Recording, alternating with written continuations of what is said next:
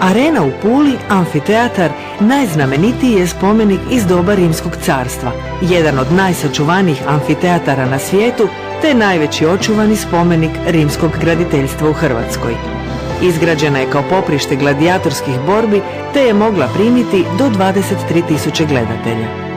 U podzemlju, nekadašnjem hipogeumu, odnosno prostoru ispod arene gdje su bile smještene divlje životinje i gladijatori, danas se nalazi izložba posvećena proizvodnji visoko kvalitetnog maslinovog ulja i vina koji se tradicionalno od rimskih vremena nalaze među najvažnijim čimbenicima u istarskom gospodarstvu. Amfiteatar je smješten 200 metara sjeveroistočno izvan gradskih zidina Pule, u skladu s mrežom rimske zemljišne podjele, a izgrađen je za vrijeme cara Augusta. Pulski amfiteatar ima, kao i ostali, 3 sastavna dijela: prostor za gledatelje, borilište ili arenu i podzemnu galeriju. Ovalni oblik borilišta bio je idealan za povorke, postrojavanja, borbene strategije, napredovanje i povlačenje oružanih skupina. U podzemlju amfiteatra postavljena je izložba posvećena proizvodnji, odnosno postupku dobivanja ulja iz maslina kroz rekonstruirane rimske naprave, mlinove za masline i veliki kameni kotač ili tjesak. Tadašnja proizvodnja maslinovog ulja sastojala se od 3 osnovna postupka: mljevenja, tještenja i preljevanja. Masline se nakon berbe pravo i spremalo u skladište. Prerada maslina započinjala je razbijanjem ploda, a prvi iscjedak taložio se u izdubljenu kamenu posudu. Zatim se u posebnom ljesku cijedilo ulje, koje je izravno teklo u bazene podignute za tu svrhu. Masa se stavljala u vreće od propusne tkanine, tještila se više puta dok se nije potpuno iscijedila, a pri kraju tog postupka preljevala se toplom vodom kako bi se izvuklo što više ulja. U bazenima se ulje pomiješano s vodom taložilo, te se onda u više navrata odvajalo kako bi se postigla što veća čistoća ulja. Tada se ulje spremalo u kamene posude ili kamenice.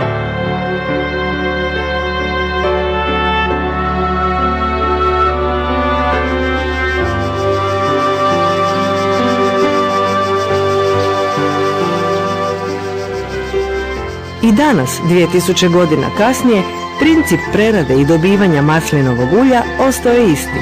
Jedino su kamene kotače i tjeskove zamijenili moderniji strojevi, a ljudska ruka je dobila modernija pomagala.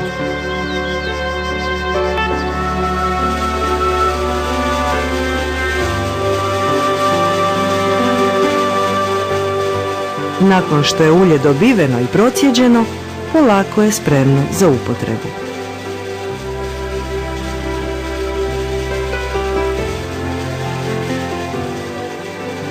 U rimsko doba, nakon cijeđenja, ulje se spremalo u velike keramičke posude, koje su se ukapale u zemlju, ili odmah u amfore. Amfore su služile za prijevoz i čuvanje svih vrsta tekućih i rasutih proizvoda, poput vina, ulja i ribljih umaka. Rimske amfore duguljastog su oblika i različitih veličina. Obično su imale zaobljeno dno, završeno šiljatom nožicom, koje je osiguravalo veću nosivost. Ponajviše su korištene za prijevoz i držanje ulja i vina, iako su mogli sadržavati i druge namirnice, poput ribljeg umaka, plodova, meda. Obilježavane su žigovima vlasnika radionica, a često i imenima majstora lončara.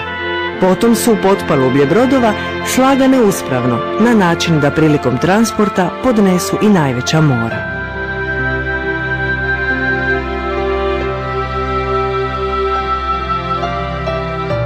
Velika nalazišta amfora na morskom dnu nastala su potonućem brodova koji su ih prevozili, a u Jadranskom moru ima ih mnogo jer se najveći dio prometa amforama odvijao upravo morskim putem.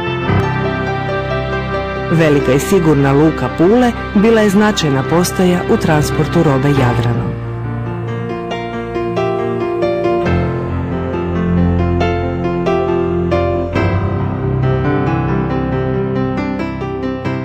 Arheološka svjedočanstva iz ove bogate riznice povijesti predstavljaju ne samo povijesnu priču, staru gotovo 2000 godina i civilizaciju toga vremena, nego i neprocjenjivo bogatstvo hrvatske kulturne baštine. U amfiteatru su uz uobičajene gladijatorske borbe održavana i javna suđenja, te se provodila kazna ad bestias, namijenjena ubojicama, razbojnicima i pobunjenicima bez rimskog građanskog prava, pri kojoj su se nenaoružani osuđenici borili sa zvijerima.